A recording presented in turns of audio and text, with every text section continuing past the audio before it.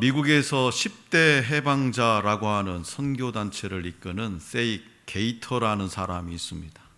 그는 중학교 3학년 때부터 마리화나를 피우기 시작했습니다. 마리화나가 뭔지 아시지요? 우리식으로 따지면 대마초. 결국 그는 마약 중독자가 되어서 마약 비용을 대기 위해 차량 절도는 예사고요, 남의 집에 들어가서 텔레비전, 비디오, 다이아몬드 같은 것을 훔쳐내다가 17살 때 벌써 전과 17범이 됩니다. 딱하게 여긴 아버지가 17살 때 16살 된 처녀에게 장가를 보냈어요. 하지만 신부는 도저히 나는 이런 사람하고 살 수가 없다, 견딜 수가 없어서 도망치고 말았습니다. 예수 믿는 아버지는 어떻게든지 아들을 올바르게 인도하려고 기도합니다. 그러던 중에 고향에 부흥사가 온다는, 아주 유명한 부흥사가 온다는 소식을 듣고 아들과 집 나간 며느리를 수소문 끝에 찾아와서 데리고 부흥회에 참석을 하죠.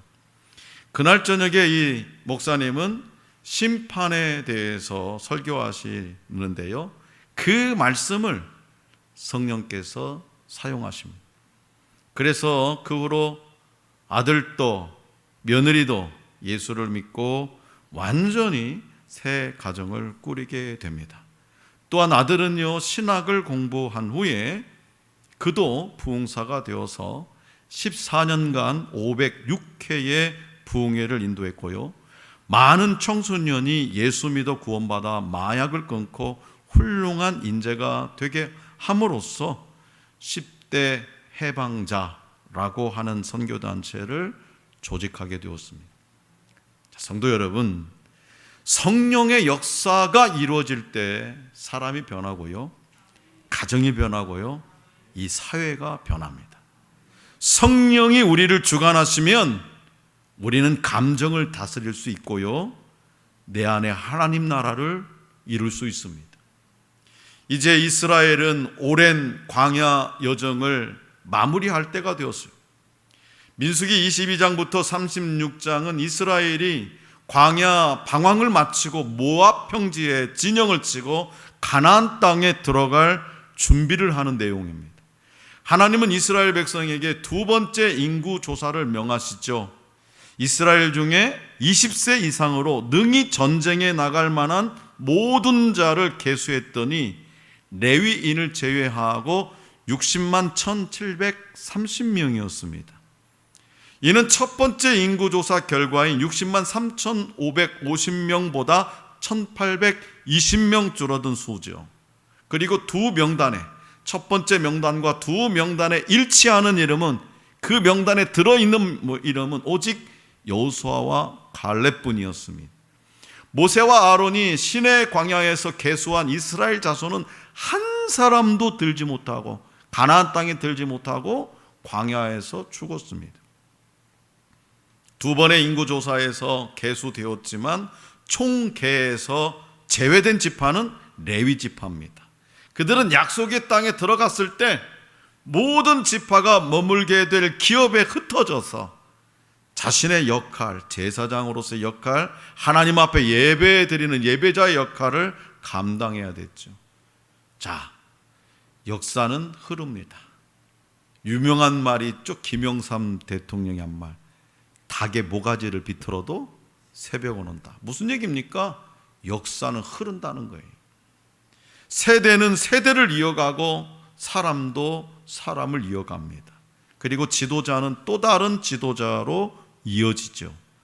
하나님의 역사는 그분이 택하신 사람들에 의해서 바통이 이어지고 있습니다. 오늘 우리에게 주신 본문 말씀은 하나님이 모세를 아바림 산으로 부르시고 약속의 땅을 바라보게 하시는 장면입니다. 아바림은 요단강 건너편에 있는 일종의 산맥으로 사해의 남동쪽과 동쪽에 분포되어 있습니다. 아바림의 북쪽 끝에는 느보산이 있는데요, 이 산은 아라비아 사막 남쪽에 형성되어 있습니다. 아바림의 북쪽 부분을 비스가라고 부르고요, 비스가산 꼭대기를 느보산이라고 부릅니다. 그래서 느보산은 모압의 영토예요. 모압 땅이에요. 모세는 여기서 약속의 땅을 보고 죽었습니다. 얼마나 억울합니까? 얼마나 억울해요. 약속의 땅을 바라보고 죽었습니다. 그가 그토록 갈망했고 그의 수고를 생각한다면 하나님이 그를 가나안 땅에 들어가게 하신 뒤에 불러가셔도 무리가 없다는 생각이 우리는 들죠. 그런데 하나님은 모세에게 조상에게로 돌아가리라 라고 말씀합니다. 다시 말해서 너는 여기까지 라고 단호하게 말씀하시죠. 너는 여기까지야. 그러자 모세는 하나님께 이렇게 요청하죠. 본문 말씀 15절부터 17절 우리 다 같이 받들겠습니다. 시작. 모세가 여호와께 여짜와 이르되 여호와 모든 육체의 생명의 하나님이시여 원하건대 한 사람을 이 회중 위에 세워서 그로 그들 앞에 출입하며 그들을 인도하여 출입하게 하사 여호와의 회중이 목자 없는 양과 같이 되지 않게 하옵소서. 아멘. 이 말씀을요 현대어 성경으로 다시 들려드리겠습니다. 모든 살아있는 것들에게 생명을 불어넣으시는 여호와 하나님, 이 무리를 이끌고 갈 사람을 세워주소서. 이 백성을 인도해 갈 수 있도록 지도자 한 사람을 세워주셔서 공동체에 문제가 생길 때마다 문제를 잘 풀어나가며 식구들을 잘 이끌고 나가 목자 없는 양떼처럼 이리저리 헤매지 않도록 도와주소서. 이해가 됩니까? 그토록 하고 싶었던 꿈에 그리던 그 가나안 땅을 들어가지도 못하는 너는 여기까지야 라고 말씀하신 하나님 앞에 저 같으면 땡깡 놓았을 것 같아요. 하나님 왜 그러세요? 단 10일이라도 좀 살게 해주세요. 저희 가서 막 땡깡 놓았을 것 같아요. 그런데 모세는 하나님 앞에 땡깡 놓지 않습니다. 그렇게 가고 싶었던 가나안 땅, 약속의 땅을 보기만 하고 여기서 죽어야 한다는 것은 슬픈 일입니다. 하나님은 왜 모세가 들어가지 못하는지에 대해서 그 이유를 말씀하시죠. 그리고 모세도 신광야 가데스 무리바 사건에서 하나님이 자신에게 주셨던 말씀을 기억하고 있었을 겁니다. 자, 민수기 20장 12절입니다. 앞에 보십시오. 시작. 여호와께서 모세와 아론에게 이르시되 너희가 나를 믿지 아니하고 이스라엘 자손의 목전에서 내 거룩함을 나타내지 아니한 거로 너희는 이 회중에 내가 그들에게 준 땅으로 인도하여 드리지 못하리라 하시니라. 아멘.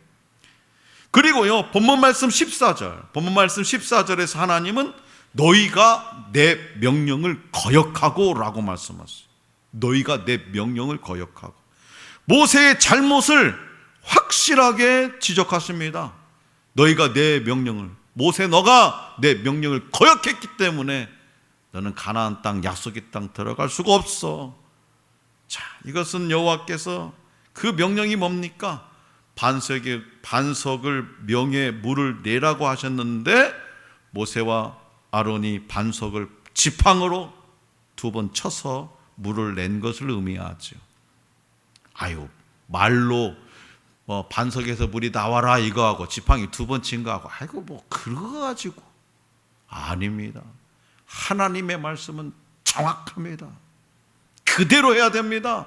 내 생각대로 변개하면 안 됩니다. 내 마음대로 재해석하면 안 됩니다. 하나님의 말씀은 그대로인 거예요.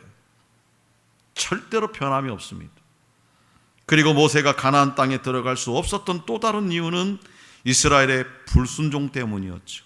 가데스 바르네아에서 10명의 정탐구들의 말을 듣고 이스라엘이 가나안 땅 정복을 거부했을 때 하나님은 모세도 그들과 함께 그 땅에 들어가지 못할 것을 선언하셨습니다. 그러나 모세는 그토록 원하던 가나안 땅을 밟을 수는 없지만 끝까지 자신의 사역에 충실합니다. 삐지지 않았어요. 충실하게 자기의 일을 이어나갑니다. 모세는 불평과 원망이 가득했던 이스라엘 백성을 진실로 사랑했고 그들의 진정한 필요가 무엇인지를 알고 있었던 온유하고 사랑 많은 지도자였습니다. 그는 백성이 불순종과 원망으로 위기에 처할 때, 자신에게 반역해서 하나님의 진노를 살 때, 연병으로 죽어나갈 때 자신의 생명을 걸고 하나님 앞에 엎드려 중보기도 했습니다. 그러한 모세에게 내려진 평가는 이러하죠. 신명기 34장 10절입니다. 시작. 신명기 34장 10절 시작. 이스라엘의 모세와 같은 선지자가 일어나지 못하였나니 모세는 여호와께서 대변하여 아시던 자요. 아멘. 성도 여러분, 모세는 이스라엘의 최고의 지도자였습니다. 마지막을 알고 준비하는 것은 지도자에게 중요한 일입니다. 모세에게 남겨진 마지막 사명은 안정되게 리더십을 이양하는 것이었습니다. 그래서 그는 하나님이 자신의 죽음을 말씀하실 때에 자신의 안위보다 양처럼 유리할 백성을 생각하면서 하나님께 간청했습니다. 자신의 명예를 구하는 것도, 부를 구하는 것도, 생명 연장을 구하는 것도 아니었고 백성을 위해서 좋은 지도자를, 자기보다도 더 훌륭한 지도자를 세워주실 것을 요청했습니다. 그렇기 때문에 모세의 탁월성은 뭐냐? 리더십 이양에 있어요. 그는 오늘날 은퇴를 앞두고 자신의 노후 대책을 위해 애쓰다가 자신의 공로를 헛되게 만드는 몇몇 목회자들과는 다른 모습을 보여주고 있습니다. 그는 진정으로 민족을 사랑하는 지도자였습니다. 이처럼 영적 지도자는요, 자신이 섬기던 어떤 기관과 사역이 안정되게 이어지도록, 무엇보다도 하나님이 기뻐하실 수 있도록 좋은 지도자를 세워야 합니다. 그렇다면 모세의 뒤를 이을 후계자는 누구며 하나님은 그를 어떤 사람이라고 말씀하시나? 본문 말씀 18절을 우리 다 같이 받들어 읽겠습니다. 18절 시작. 여호와께서 모세에게 이르시되 눈의 아들 여호수아는 그 안에 영이 머무는 자니 너는 데려다가 그에게 안수하고. 아멘. 여기서 하나님은 모세의 후계자로 눈의 아들 여호와를 지목하십니다. 모세에게 여호수아를 데려가 안수하라고 말씀하십니다.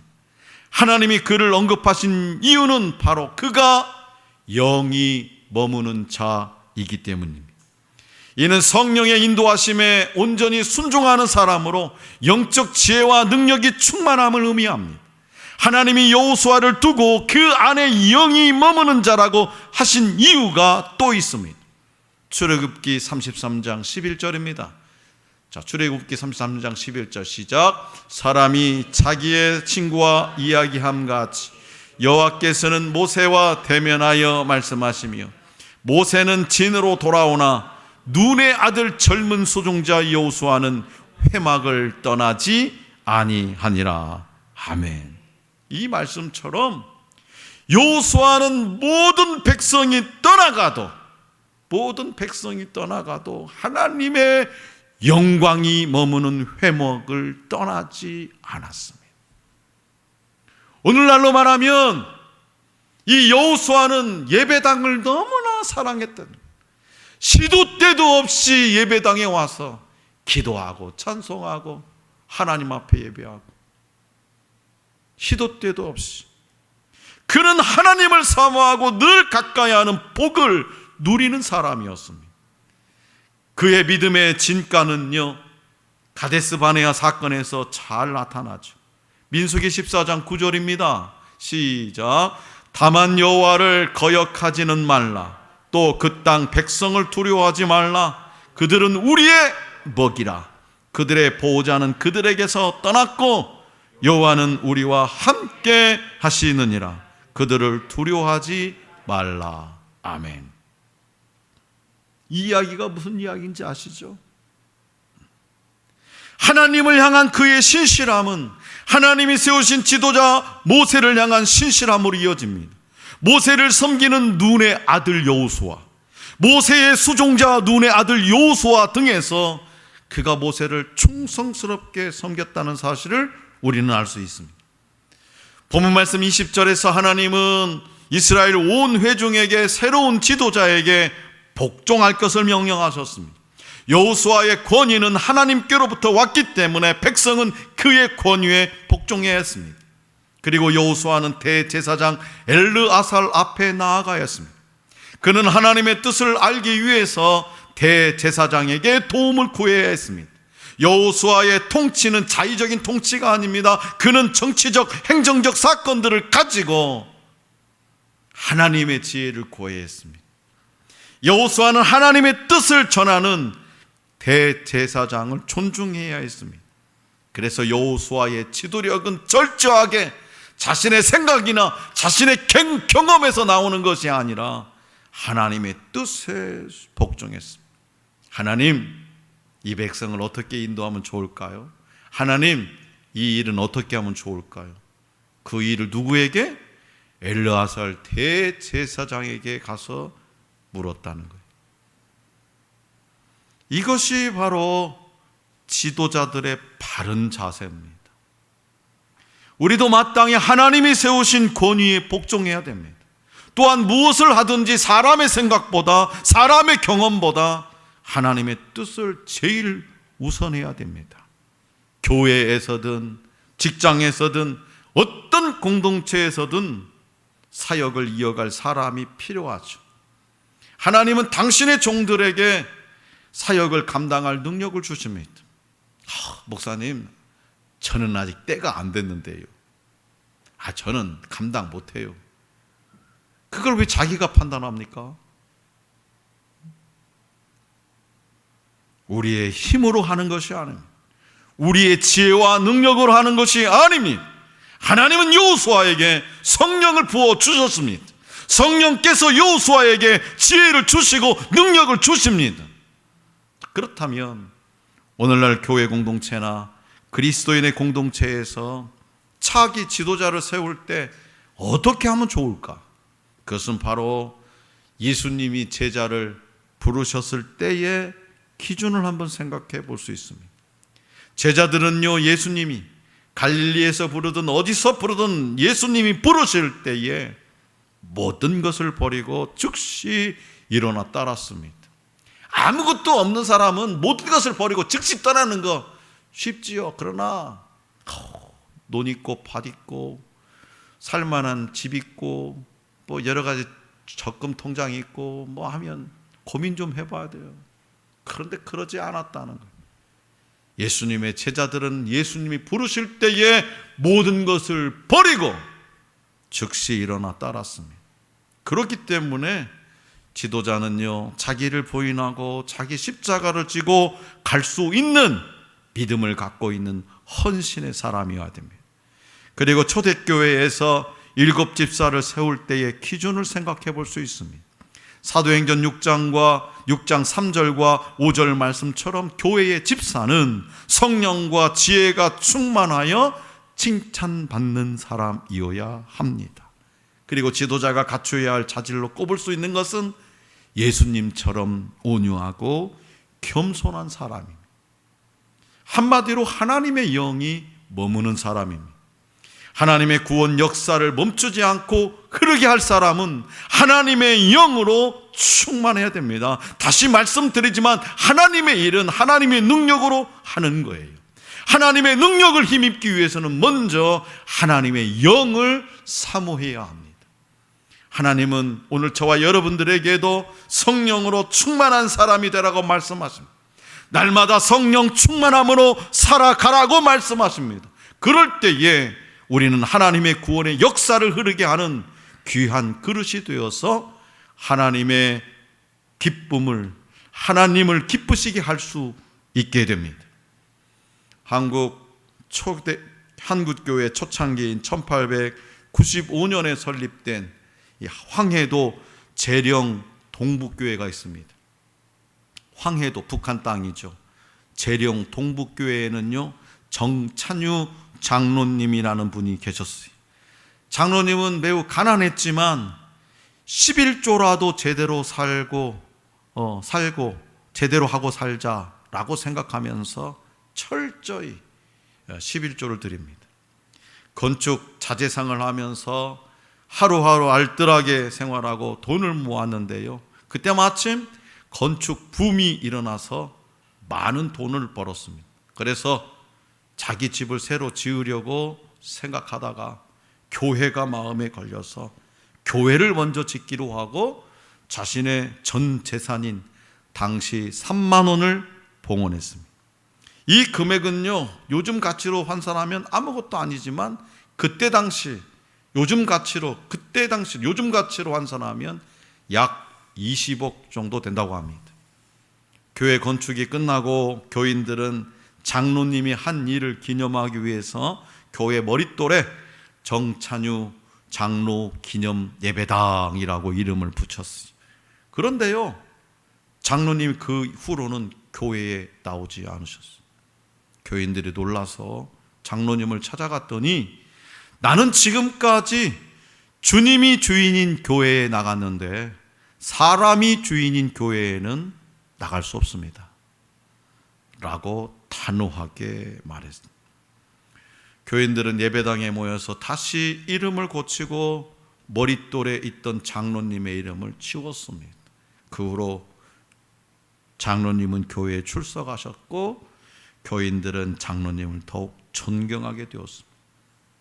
장로님이 교인들에게 존경받는 이유는 뭐냐? 그가 봉헌을, 헌금을, 건축 헌금을 많이 해서가 아니에요.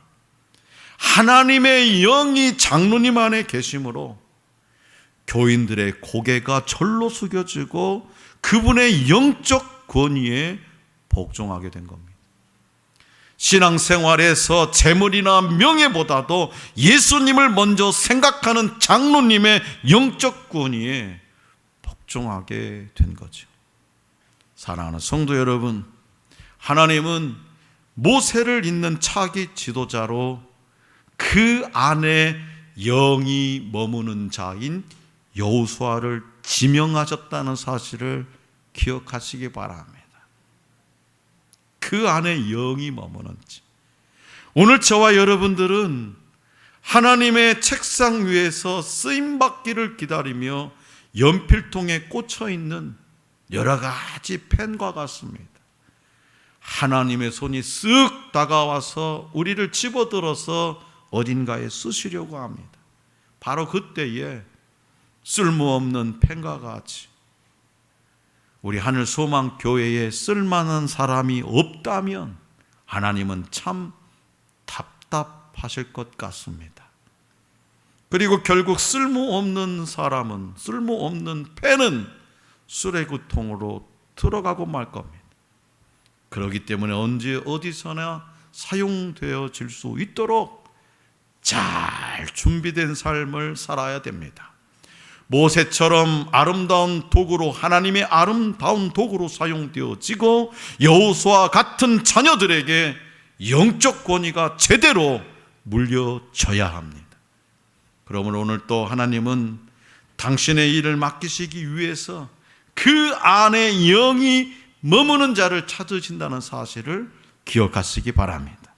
모세처럼 믿음과 순종으로 사명을 감당하면서 여호수아처럼 그 안에, 우리 안에 영이 머무는 사람이 될 수 있기를 간절히 기원합니다.